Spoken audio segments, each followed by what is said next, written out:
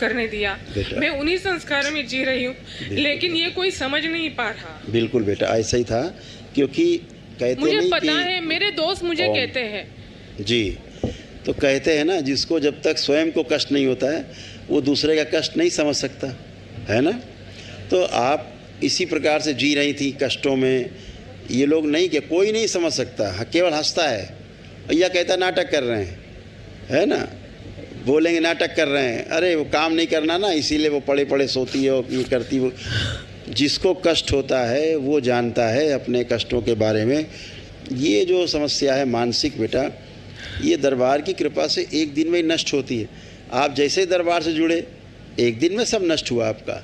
हैं, अब लग रहा कोई आपको सिजोफ्रेनिया है? नहीं है, कोई भी नकारात्मक शक्ति नहीं बेटा।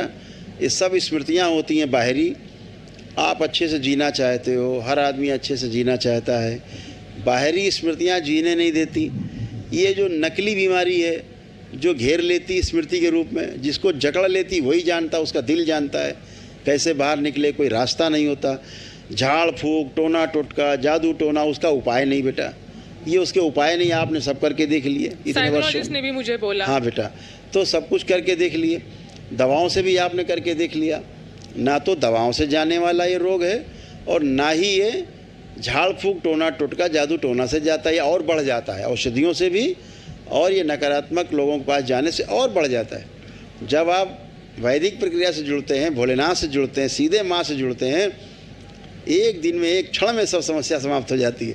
जैसे आप बिल्कुल निर्मल होकर खड़े हो। आज आपको पहली बार लग रहा है कि हम हैं, है ना, हमारा वजूद है, हम बिल्कुल हैं, स्वस्थ हैं। तो आप ऐसे ही स्वस्थ रहोगे हमेशा।